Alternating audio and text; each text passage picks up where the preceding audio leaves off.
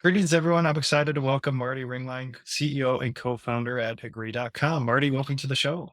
Hey, thanks for having me. I'm excited to chat. Me too. I'm looking forward to it. So let's dive right in. Tell us a little bit about your background. I was looking at LinkedIn and man, a lot of experience. So yeah, tell us a little about it. Well, I only wear the hat to make me seem younger, but I'm 20 years in, starting there real quick, starting computer science undergrad, but fell in love with front end design, front end development, HTML, CSS, JavaScript, but also visual design. And those were just rare skill sets in the early 2000s. That kind of put me into like the software world, which kind of translates into the founder venture world. Created a company with a buddy of mine, Alex, and that eventually gets acquired by Twitter, takes us from the East Coast, plants us in the heart of Silicon Valley at a pretty interesting time. Because this is Twitter before it has photos and videos, before there's even an iPhone app. It's the early days. Just 140 characters. Hard to believe that there was such a time. And then a bunch of us left and started another startup, and that got acquired by Eventbrite. We did another one that got acquired by Brex, and now we're on to our fourth. But we just really like kind of fell in love with see a problem, solve a problem kind of mentality. Quite the journey. And yeah, that I was looking at it was like 2012, maybe Twitter, that very Yeah, like early. I don't yeah, remember when it was founded, but yeah, definitely early days. yeah. So that company was started in 2006. Was founded, I think it's like June 2006, the date. I joined in October of 2006. So I'm 18, 19 years into Twitter, which is wild. Oh, yeah. Well, that's well. Well, appreciate that background. So a lot of startups, a lot of exit acquisitions. So now on to agree.com. So yeah, tell us what products and services that agree.com offers. Yeah. So it is e-signature, like a DocuSign. But one thing that we notice is that for most contracts, at the end of the signature, somebody has to pay somebody money, but it's such a disjointed experience. And so there's usually four or five different vendors between drafting the contract, getting the contract signed, creating an invoice against the contract, collecting payments, doing payment processing on the AR automation side, following up with payments, doing collections. It's just why is it so complicated? And I think the thing that really kind of resonated with us, there's this old adage that you all would have heard, the deal's not done until the wire hits. And so if that's true, why do all these players in the e-signature space, why do they stop at signature? Like I mean, if we're talking about companies who move the majority of their revenue through a contract, and that contract's a sales contract, I almost don't care if you signed or you didn't sign. What I care is, did you pay or did you not pay? Right? Like the signing is just a precursor. It's almost like an informality to like knowing you're about to receive an invoice. It's like an invitation to be invoiced. So what we did is, there was an unlock. There always is in these, disruptive startups, but these days, I'm going to say the AI letters that half the people are going to roll their eyes, but like it's applicable and it's appropriate. I promise. In financial services, the best tooling we had in early 2020 was OCR tech. If I'm going to take like I'm going to, ingest invoices for like invoice automation or bill pay. But OCR, optical character recognition, it was only like 85% accurate. And that's if you're using best in breed, you're using Google at the time. That seems a little silly when we're talking about financial services to only be to have 15% where it's not accurate, it's not reliable. But later that summer, we get introduced to the GPT-3 beta and this idea of generative AI. But you put generative AI on top of OCR, and all of a sudden you're at near 100%. And that was just this wild unlock moment of, oh, if you could take traditional things like sales contracts or invoices and you could extract the contents out of them and render them back, like then the question is like, what are the opportunities that's afforded to you? And I could ramble about this all day Mhm. long. But what I'll say that we built was, we take all of the content of the contract and we put it in the platform so that it's fully editable now. So when you do make a mistake in DocuSign, you don't have to go back to Word, fix it, go back to DocuSign, start the whole process over. You just make the edit right there in platform. But then in a contract, especially one that moves money, all the payment terms are there. Who pays who, payment stipulations, payees, net 45, net 60, like all the payment terms are in that contract. So if you can already identify and extract those terms, then those are just variables that would go into an invoice. So creating an invoice is almost as commodity of a feature as signing a document. And so it's like, okay, well, that's awesome that you can go from one to the other effortlessly. And then it's just one step further to say, hey, how can I securely process that payment? And most people might say like, hey, I like banking with, I don't think anyone's actually going to say I like moving money with my bank, but that's what we're used to doing. One of the biggest issues that we see today are man-in-the-middle attacks, because we're all doing this. We're all guilty. We send those account routing numbers over plain text, over email. You're not supposed to do it. And anyone that does it at frequency and at high volume, high value, you've probably been exposed to a man-in-the-middle attack at some point. So the question is like, how can we make this whole thing now more secure, where we've done KYC, KYB on parties of both ends of a contract that moves substantial amount of money? Yeah, and there's a lot to talk about. I knew the thesis was more than just creating another DocuSign. So invoicing and payment, right? Get them to pay while they're signing and things are hot. And yeah, I just had an personal example of an intercepted email where the vendor was asking me to pay and email was intercepted. And they're like, oh, our QBO invoice isn't working. Please wire the money to this account.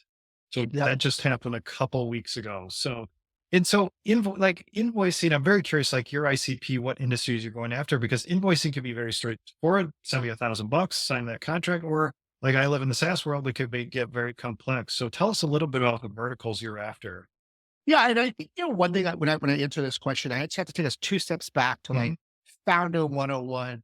The goal is build quick, build fast, iterate quickly, and then mature your product. But as your product matures, right? Because I'm not going to launch with the most mature product on day one. The whole adage, if the first version of your product, you're not embarrassed by it, you launch too late. But as my product matures, I should mature my customer base and I should keep going up market, right? So the very first prototype, it has 8 users and 8 users only, and it does one thing, it does that one thing very well. And then the MVP, it's perfect for like your long tail freelancers, contractors, wedding photographers, mostly credit card based transactions that are probably under $1,200. And then the public MVP, it's got a little bit more maturity with the invoicing.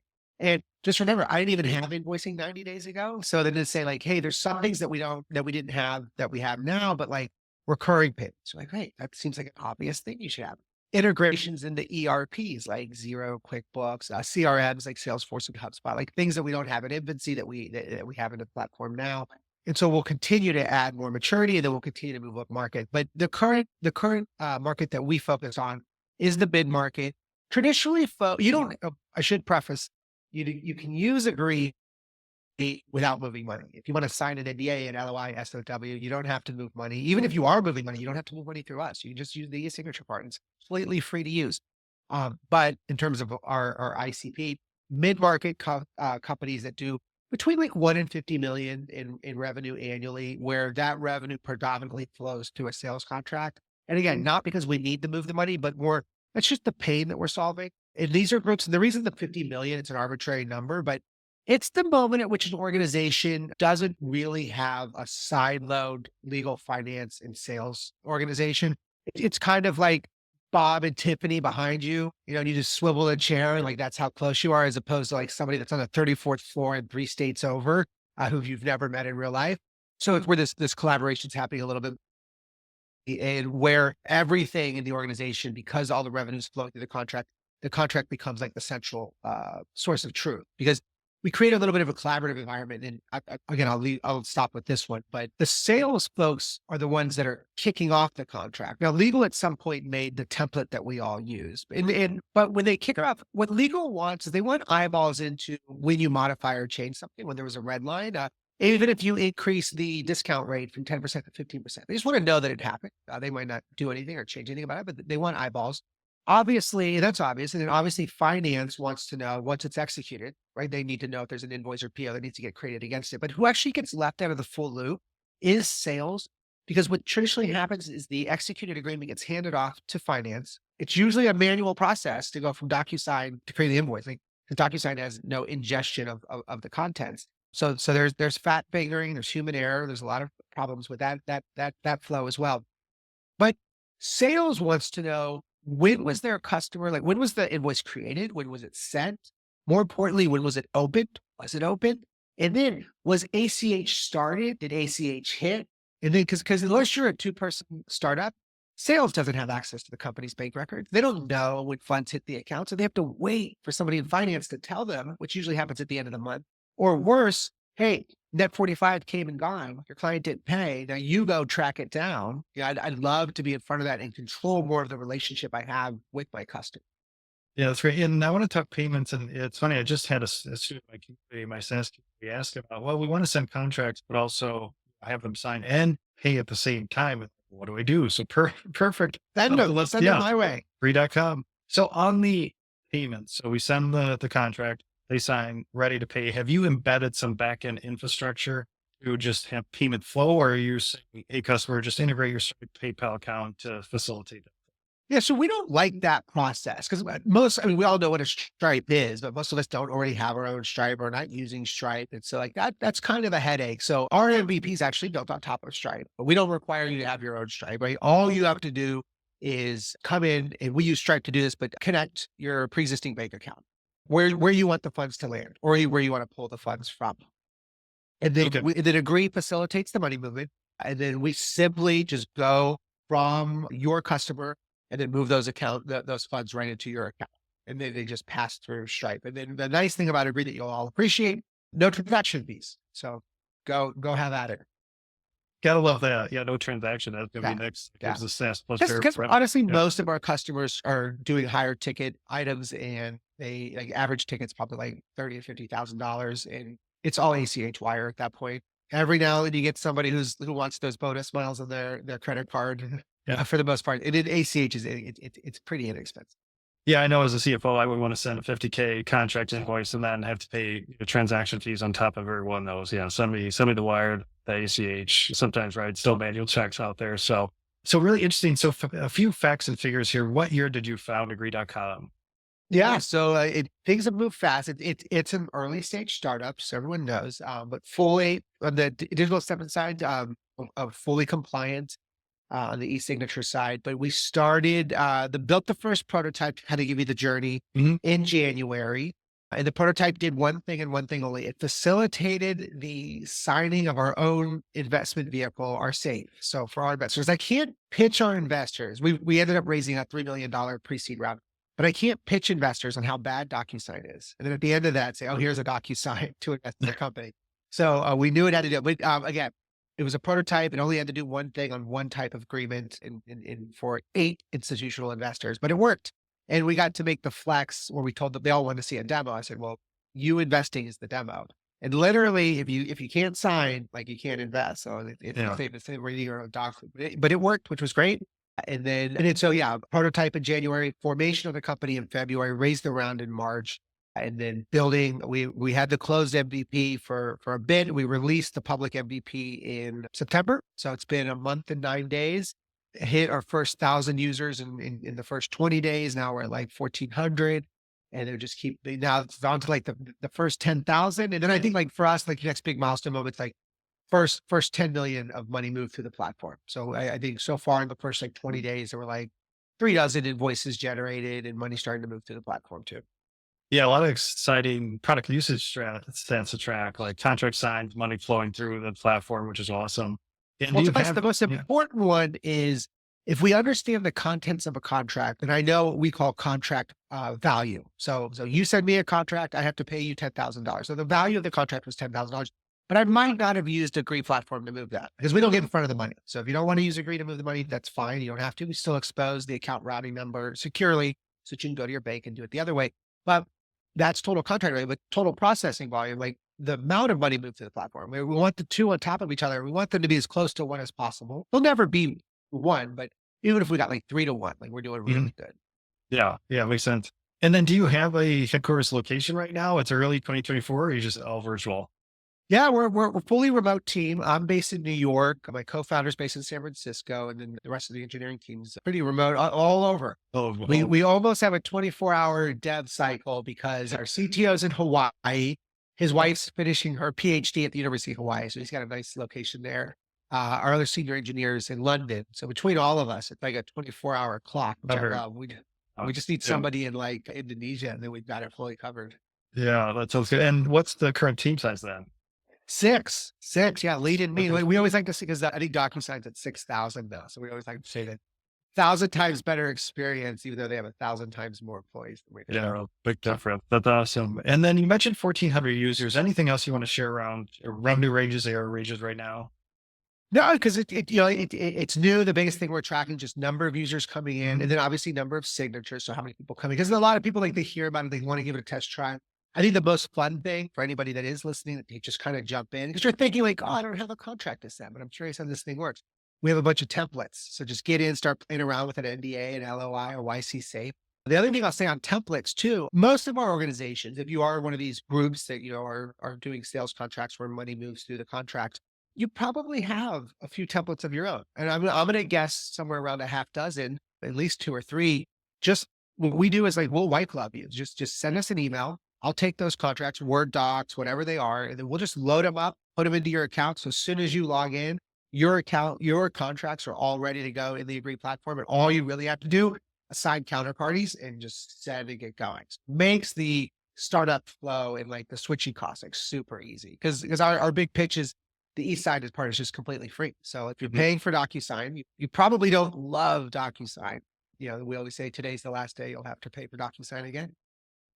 Love it. So, okay, so 1,400 users, no small sum. So tell us a little bit about your go-to-market motion. How did you land those the initial user base? I've been having a lot of fun with this actually. I'm on Twitter.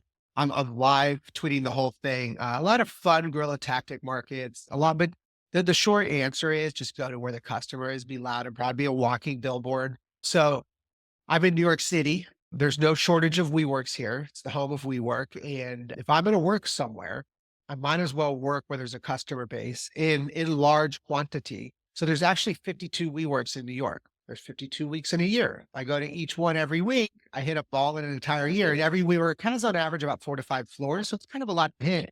But I'll do silly things like, again, this works really well in WeWork.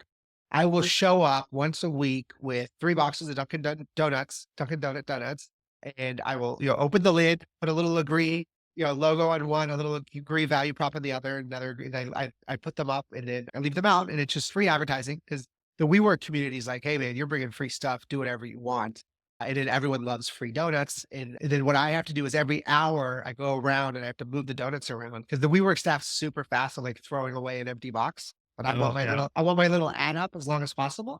So my goal is to always get to like 5:30 and there still be like one donut in each box. And what I do, my little trick is one of those, you got to get one of the crappy donuts. I've learned in New York, they do not like coconut donuts. New Oh, York, I did not know that. Big bagel town here, but I take the coconut one and I take a little triangle out of it. And nobody wants to eat that one that they felt like was someone's been picking it. So like, I always take, so that's my breakfast and 3 triangles of coconut. And then that one kind of lasts the longest. So that's just one tactic. The other thing I do now, I go to airports super early when I flight. I bring 4x6 postcards with me, like 200 at a time. I go to all the newsstands and then I go to the magazines that are most applicable to my target audience. So, well, Financial Times is a big newspaper, but like Bloomberg, Harvard Business Review, Fortune, and I literally just pull the magazines off the rack, stick my 4x6s in there, put them back on the rack so that when you get it and you go to the airplane, it looks like a paid advertisement from agree.com. But this is my like, hey, I just have to show up to the airport 45 minutes early. I hang yeah. out in the Hudson News and just hit them all up. That's my new little thing. So really annoying to fly with me now. 'Cause you're just, God, this guy. I love that. I've never heard that. That's awesome. That is like, yeah, new age brilliant marketing. And do the Hudson people like stare at you? Like, what is that guy doing putting So postcards I in? kind Or of realized something. The person that works that cash register, they are not in any way affiliated with like the newsstand, right? They're an employee of the airport. It's Mhm. like they're kind of like WeWork staff, or like they're like, I don't care. Like if you're not stealing stuff or breaking anything. But I think the hard ones are if I have really early flights, it's like, 6 a.m. flights, so I'm there at 5 a.m. Like I'm the only one there, so they're just kind of like staring at me. Do you need help? Do you need help? And I'm like, can you just stop staring at me? Because I'm gonna do something super shady right now. So on those ones, like I get a little self conscious, and I just like maybe do 4, and then I leave because it's like, okay, why is he lingering so much? But I'll also do it like on the books too. Like Nate Silver's new book just came out, and so like everyone, I think most folks in my circle that I want to get attention to, like they're peeking at that book. And what a lot of people do is when they get to the airport early, they just kind of read like the forward or the back of the book. So Mhm. like I make sure to stick it. So even if you're not buying the book, it kind of falls out and you're just like, oh, Oh, what's that? I love that because it's also like if you do buy a book, it's a good bookmark too. Then you have, Hey, and then it lives I'm, on I'm giving past that value. point. I'm giving Yeah. value. Yeah. No, Uh, I've actually thought on the books, like actually making a bookmark side one. So it looks like it's supposed to be in the book. And then having the, I even thought about playing on airports too. Like, oh, you're upgrading your experience to first class experience like that. I love it. I love it. So let's switch to the fundraising side.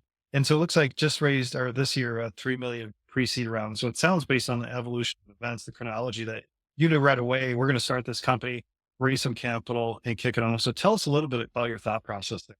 Yeah, well, I think to do something like this, the realization is that it's going to be capital intensive, and you're going to be you're not going to bootstrap it. Even if you did bootstrap it, you wouldn't be able to bootstrap it for long. Like if you're going to go up against Bill.com and DocuSign, like it's going to take some capital to win that game. I think you can make a really great lifestyle business bootstrapping, but like if you really want to take on a $12 billion market cap, you know, incumbent that like defined digital acceptance, that's a hard one to go after. So we knew if we're going to do it, we're going to fundraise, but I wouldn't necessarily say that we had total confidence that like the venture capital market would care. And so what I did is I've been in the VC world for a bit. So I had a few friends and networks and I just started getting coffee with folks. There's one guy here, one gentleman here, Simon in New York.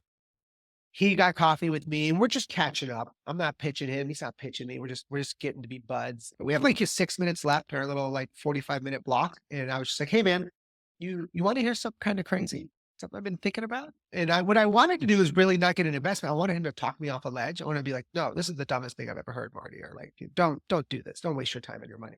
But after my little 6 minutes, Simon just said, you have to do this. This is great. And he said, I'm in. And I was like, what do you mean you're in? It's like, I want to invest. I was like, oh, I guess we're fundraising now. Yeah. And so I call up my partner and agree, Will, and I was just like, hey man, I think we have our first check. Let's go ping some others. And so I just started hitting up my network. And honestly, it was like I would just go to Twitter, and as soon as a VC that I knew popped up in the feed, I just DM them. There was this other gentleman, Jonathan Abrams, who runs 8-Bit Capital, who's an investor. I'm on his LP because I'm an LP in a bunch of funds. And it just so happened like that same day, he sends out his quarterly update or monthly update. And so it just came in and I just thought like I haven't even I think I met him in person maybe like 6 years ago. So he might not even remember me. But I just thought I'm just gonna hit reply, to the mass newsletter email. And I don't even know if it's a no reply. I'm just gonna see what happens. Maybe it's a spam folder. He doesn't even check. But it was like 24 hours later. He's like, Marty, let's get on a call. I want to hear more about this. And we had a little bit of luck with this one in terms of the fact that the problem we're solving, I don't have to have a 30-minute pitch call.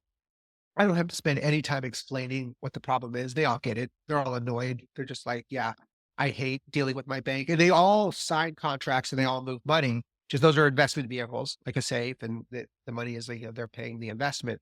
So they got it right away. And most of them in their portfolio, there's a lot of B2B SaaS. A lot of that B2B SaaS is generating revenue through sales contracts. So like, they get it. And it's another fun one where I'm on the shtick now where there's certain brands that I'm calling villain brands. Like you get kind of a visceral reaction when you hear their name. Jira is one. Concur in the finance, like, oh, Workday, a Ticketmaster, the IRS, right? Like there's just names. Oh, DMB.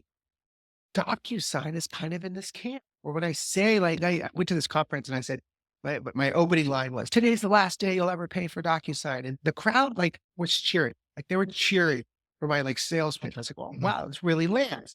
And when I found out, I did some because I wanted to know why, because I don't think DocuSign is as terrible as the IRS. So I was like, why? And what it really comes down to, and this is our position, is that most people, the reason they don't like DocuSign is they think it's a commodity feature to sign, and they don't think the value is there to pay for it. And so that's why they don't have a good relationship with the company. And so our position was, yeah, it is a commodity. Let's give away e-signature for free and let's just hit them right where that pain point lies. So for the SaaS community listening, thinking about, you know, have an idea, have a concept, and I hear this a lot from founders. They know this is going to be capital intensive. We can't just bootstrap it, take years and years and years. Any lessons learned in this process or your previous startups? if founder or not, the community is just thinking, I've got an idea. I know I'm going to have to raise, like, what I do, any lessons learned that can help the community. Yeah, what I'll share, just so it's high value in this short time we have together, is contrarian stuff. I'm hearing a lot of advice now. Only talk to investors when you're raising. I'm not a believer in that. You should build those relationships. Like honestly, I think the worst thing you can do is decide today you're raising and today you're going to start building the relationships. I would almost argue if you're just noodling with an idea or you know that you're entrepreneurial and you're going to do this at some point in your career, make the relationships now. And I'm not saying no VC is going to go get coffee with you for 30 minutes when like, oh yeah, I might fundraise 5 years from now. But like go to that networking event, be fun, be personal, get to know them, shake their hand, connect with them on LinkedIn, comment on their LinkedIn stuff. Hey, really love that article that you wrote, right? Just get them to be like, oh yeah, that Marty guy, like their stuff on Twitter, retweet it. Like we're all super vain. So like, we'll remember that you retweeted because we're really happy you did. They're not like so famous and popular that like it's lost on them. So, I would say really build those relationships early. And it's just think about it. Kind of weird to meet somebody for the first time and the first thing you ask them is for money. Like it'd be nice if that wasn't the case. That's one. And the other that I think is really hard to swallow for folks is you gotta stand out. You gotta be different. And what's hardest for first time founders is the number of decks they've been exposed to, pitch decks, probably sub 50, and they're probably all the same as every other first time founder because you Googled best pitch deck and you saw like the Airbnb, pre-seed pitch deck and you copied it, but you don't realize everyone copied that same deck. So all the bad decks look the same because they all did the same thing. So the old Wayne Gretzky quote, skate to where the puck, not where this puck is, but where the puck's going. We all know that quote. The problem with the quote is we all know the quote. So guess what? Everyone's skating to the same freaking place now. And it's really crowded there. So you look like everyone else. On the venture side, I've had the benefit. I've seen thousands of decks. So I know what good ones look like, ones that stand out. And I know what the boring ones look like, which are yours because the boring ones did what everyone else did. And they looked at the same 5 best decks and you tried to copy them. And you all created a 2x2 matrix and you put yourself in the top right, put everyone else in the bottom left, and you created a financial projection where it makes a perfect hockey stick. It's like, I get why you did it, but nobody wants to see that slide and it adds no value because everyone made that slide and you just don't know that because you haven't been exposed to thousands of decks. And I'm sorry, the last one I'll give on advice because I think this one's the most important. I hate the notion of you have to hear 100 no's before you get a yes. Just tweak it a little bit. That's irrelevant. You have to pitch 100 times before you perfect your pitch. Like I want you for the first 10, they have to be real, like not the one you do in front of your mom or your spouse or your girlfriend. First 10, the real ones, you go into it knowing you're going to fail. Like you're going to embarrass yourself. You're not going to have the answers to the questions. They're going to ask you something that like a junior analyst would have known. And it's so embarrassing you didn't know. That's great. But you'll never not know the answer to that question ever again. And so like the first 10 go horribly wrong, but those last 10 out of 100, you're going to be like superstar. You're going to be like the best pitch person they ever saw. They're going to ask you to come in and give a masterclass on pitching. Love that. So build investor relationship now before you raise. It's just like looking for a job. You don't just, if you start cold, who am I calling? Got to stand out, use a different deck than the Airbnb deck, and then practice real pitching with real investors before you get to the ones that really count. And at this stage of the business party, do you have a favorite number metric that you're using to guide the business? There's your classic vanity ones, right? A million of anything, a million of ARR, a million users, a million of anything. It's a nice big number. I know the power of vanity metrics, good team morale, good like investor sort of ear pops up. But I'm slow and steady. Start with one, and the one should be you. Build a problem that you're solving for yourself. I think that's the best thing you can do. Doesn't have to be true for everyone. But then 10, like your first 10 users, customers, whoever, like those should just be your friends, like your mom and your uncle. Like if your mom won't pay for your B2B SaaS product, even if she's not a user, like you got a problem. But it's that first 100, right? Let a little bit of guerrilla, go to where the customer is, like hit up the WeWorks and be the annoying guy that talks to everybody at the coffee station. Then then it's on to the races, right? I just need to keep 10xing from 1 to 10, 10 to 100, 100 to 1,000, 1,000 to 10,000, 10,000 to 100,000, then like off to a million, right? So I think you get so distracted focusing on a million of anything. Just don't talk to me till you hit 1,000. If you didn't, Dude, awesome. You did it faster than you thought. Don't talk to me till you hit 10,000. Okay. Now don't talk to me till you hit 100,000. Okay. Oh, I love that. And as we wrap up, Marty, what's coming up next for agree.com? Because this, a lot of stuff going on very early on, but what's next on the horizon? Yeah. So the coolest thing that we're excited about, we're talking about e-signature, we're talking about invoicing, and then we're talking about moving the money between client and or customer and vendor. But when you think about having all of the contents of the contract and it being the source of truth, there's a lot of data that lives in there, and we're not a data play. We're not looking to sell anyone's data. We're hyper focused on the privacy of data. We obfuscate everything before it goes to any kind of like LLM model. But if you think about all the data that lives in all of your contracts, right?